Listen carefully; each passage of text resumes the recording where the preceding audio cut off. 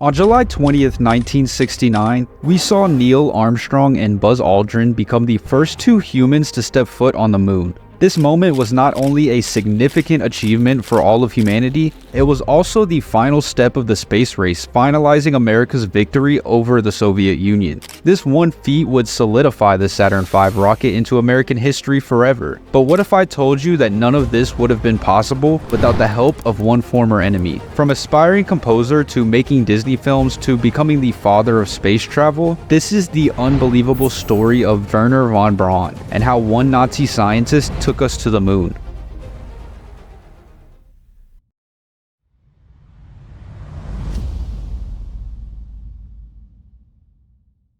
Wernher von Braun was born in 1912 into a Lutheran family in the small town of Versitz, Prussia, in present-day Poland. Werner's father was a politician, and his mother a descendant of royalty. Yes, really, her bloodline has been traced back to the kings of France, England, and even Denmark. Needless to say, because of this, the von Braun family was rather wealthy, and this allowed them to move the family to Berlin when Werner was just 3 years old. Growing up, Wernher von Braun was fascinated with music, believing that one day he would become a composer, learning many instruments such as the cello and piano. In his later childhood, Werner developed an interest in astronomy after his mother gifted him a telescope for his confirmation. However, despite this and his future accomplishments, at this age Werner did not perform well in school, particularly in mathematics and physics. It wasn't until around the age of 13 that Werner would decide to turn things around. After reading the book By Rocket into Planetary Space, written by one of the pioneers of rocket science, Erwin Oberth, Werner made the choice to fully apply himself in his education and pursue a career in rocket science, something that was only possible due to a curious oversight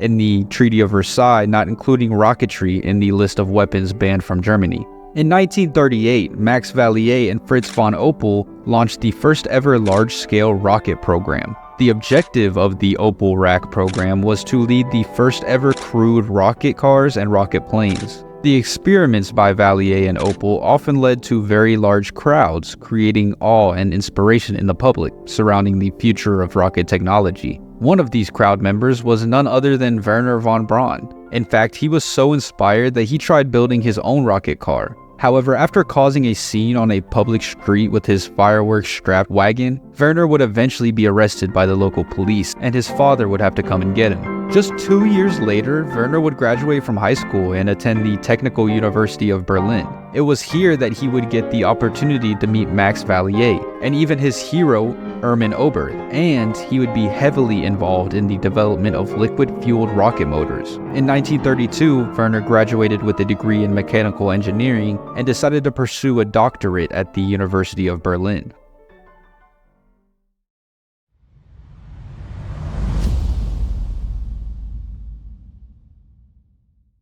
During his time pursuing a doctorate degree, Werner decided to start his own rocket development business to follow up on the liquid-fueled rocket research from the Technical University of Berlin. It was at this business ran by 20-year-old Wernher von Braun we would see the creation of many rockets fueled by gasoline and liquid oxygen. Young Werner was ecstatic with his results, furthering the research of his very own idol. However, there was someone else who was just as excited about it as him. The German army was very pleased with the results of von Braun's experiments, and because of this, they placed him at the Peenemünde Army Research Camp in order to pursue basic missile research and weather data experimentation. After a series of political victories, the Nazi Party rose to power in 1933, just 1 year after Werner started working at Peenemünde. Luckily for the young scientist, one of the first things on the Nazi agenda was progress in rocketry. Von Braun and his team of scientists were given a research grant to help speed up their research process.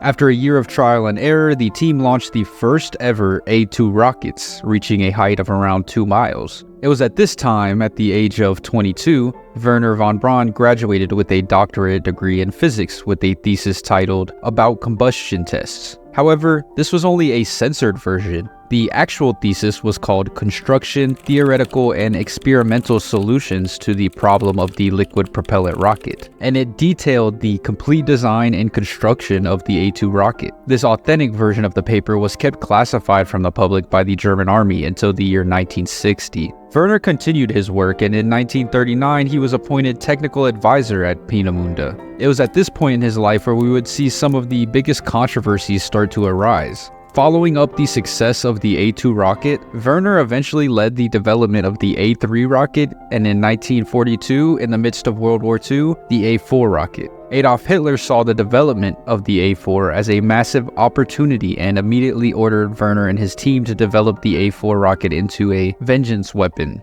This new weapon would become known as the Vengeance Weapon 2, or V2, and it was the world's first long-range guided ballistic missile. It was also the first man-made object to reach space. Hitler called for the creation of over 1,000 V2 missiles and declared that the concentration camp prisoners would be used as slave laborers to create these rockets. It is believed that more people died while creating the rockets than were killed by it as a weapon. Not only did the production of the V2 missile, Wernher's creation, lead to the deaths of many prisoners, Wernher later admitted to visiting the Mittelwerk concentration camp on many occasions, but he claimed never to have witnessed any deaths or physical abuse. Despite this, there have been many claims by former prisoners that von Braun had not only ordered the execution of prisoners, but that he also handpicked the laborers for his V2 rockets. While it is still unknown whether Wernher told the truth or not, he would soon begin to see the consequences of his actions.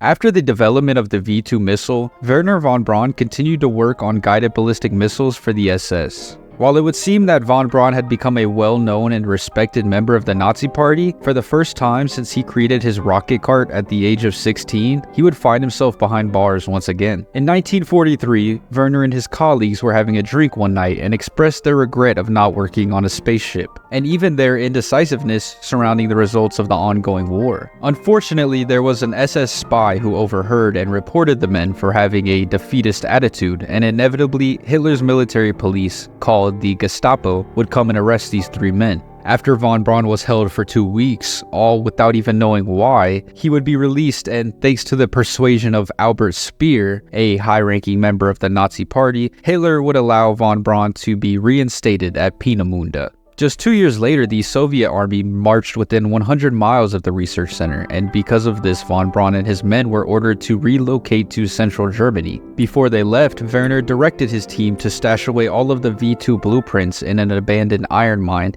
in fear of the SS destroying their documents. Months later, the Allied forces were advancing deeper and deeper into German territory, and Wernher and his team were instructed to relocate once again to the town of Oberammergau, where they could be closely guarded by the SS, who had been ordered to execute the men if they were ever in danger of being captured. Fearing for his life, Wernher was able to convince the major to let the team instead disperse into nearby villages to make them a harder target for bombers, and to his relief, the major agreed. While it may seem like Wernher just couldn't catch a break, little did he know things were about to get much, much worse. As the end of the war was nearing, Hitler, not wanting the enemy to learn of his agendas, ordered all scientists concerned with rocket development be gassed on sight. This was now the second time that the nation of which Wernher dedicated his entire career to wanted him dead. After hearing the news, Wernher reportedly commandeered a train, and with many of his team members fled to a nearby mountain in South Germany. After discussion with his men, Wernher von Braun decided to flee once more, however this time to the advancing American forces in Austria to surrender himself. It was von Braun's brother and a member on his team, Marcus, who approached an American soldier, and in broken English he said, "My name is Magnus von Braun. My brother invented the V2. We want to surrender." Although Wernher was entirely unaware while surrendering, the American army knew exactly who he was, as he had been on the top of the blacklist since his development of the V2 missile, and albeit with not so open arms, he would be allowed into the United States.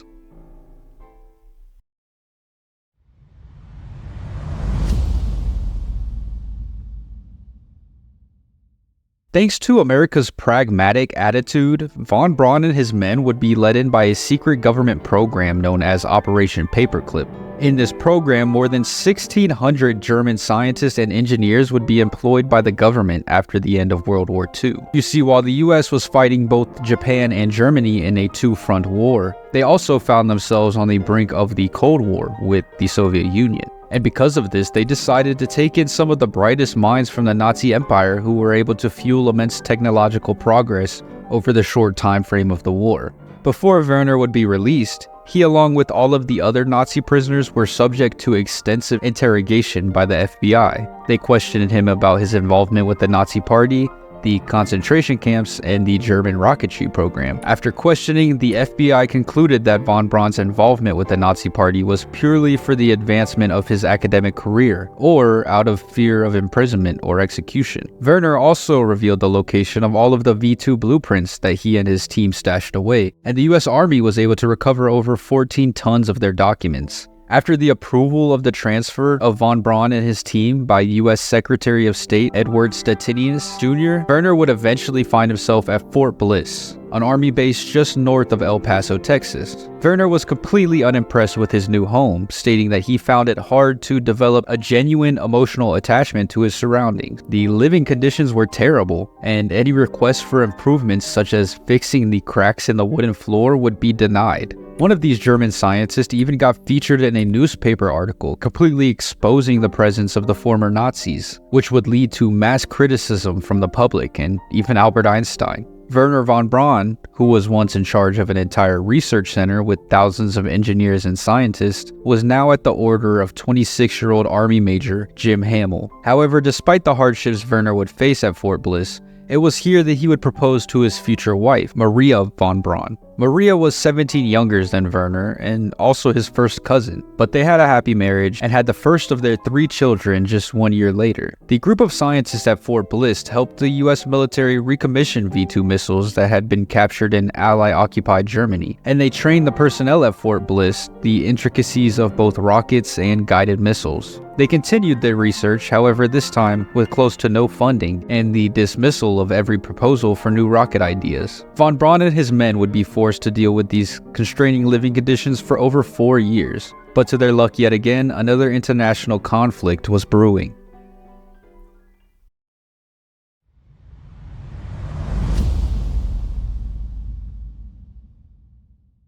At the start of the Korean War in 1950, Von Braun's team was transferred to Huntsville, Alabama, a place where he would stay for the next 2 decades. Here, Von Braun led the Army's rocket development team at the Redstone Arsenal to create the Redstone Rocket, the first American ballistic missile. During this rocket's development, Von Braun took an interest in inspiring the public about the future of the space program. In order to pursue this, he began working with Walt Disney as a technical director to produce 3 space exploration television films. The first of these was named Man in Space, and when it aired on March 9, 1955, it drew the eyes of 40 million viewers. In 1957, Wernher found a way to alter the Redstone rocket into the new Jupiter C rocket, meant for space exploration. However, at the same time, the Soviet Union would pull ahead in the space race, successfully launching the first man-made satellite, Sputnik 1. In response to this, the US decided to use the expertise of Von Braun and his team to help them progress the space program faster. There was progress made almost immediately, as Von Braun's previous design of the Jupiter C would be developed further into the Juno 1 rocket, the rocket that launched America's first satellite, Explorer 1, signaling the true beginning of America's space program. On June 29, 1958, NASA was established by law, and the Army Ballistic Missile Agency development team, led by Von Braun, would be integrated into NASA. They spent the next several years developing the Mercury Redstone rocket, but little did Wernher know, his dream of bringing humanity to the stars was about to come true. After the development of the Mercury Redstone 3 rocket, Von Braun's team launched Alan Shepard into space on the Freedom 7 rocket. This led to the development of the Saturn rockets and the Apollo program, which would be led by Von Braun himself. After almost a decade of experiments and research, Wernher von Braun had finally done it, completed the first Saturn Saturn V rocket, and on July 16, 1969, the Apollo 11 mission would be launched in an attempt to help mankind set foot on the moon, and just 8 days later, Neil Armstrong and Buzz Aldrin would successfully become the first to do just that.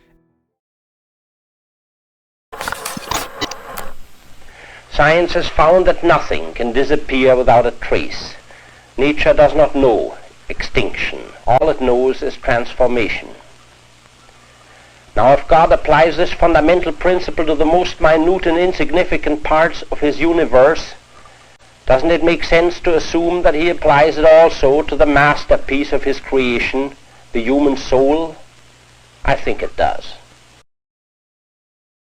After the moon landing, Wernher decided to continue the development of the U.S. Space and Rocket Center in Huntsville, and his Saturn V rockets would continue to be improved to further explore space. And he even advocated for human missions to Mars all the way back in the 1980s. Unfortunately for Wernher, after winning the space race, NASA and the US government were much less interested in dedicating resources to space exploration. After 3 years of several disagreements, Wernher Von Braun would retire from NASA on May 26th of 1972. Just 1 year later, Wernher was diagnosed with kidney cancer, but for several years he was able to continue with his life completely unrestrained.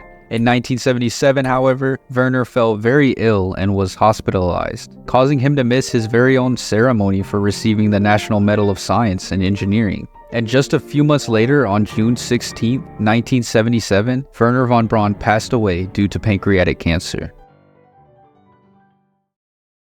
After 65 years of life, Wernher Von Braun was responsible for the first object put into space, the first ballistic missile, the first man in space, and the first men on the moon. His Saturn V rockets would continue to be used throughout the entire Apollo program, accounting for more than 6 teams of astronauts stepping foot on the moon. There is no doubt that Wernher Von Braun has left an immeasurable impact on the field of rocket science. But what do you think? Was Wernher Von Braun just an amazing scientist who found himself in a bad situation? Or was he just a Nazi war criminal who was able to escape his crimes due to his academic skills and America's goal of winning the Cold War? Let me know in the comments down below, and also don't forget to like and subscribe.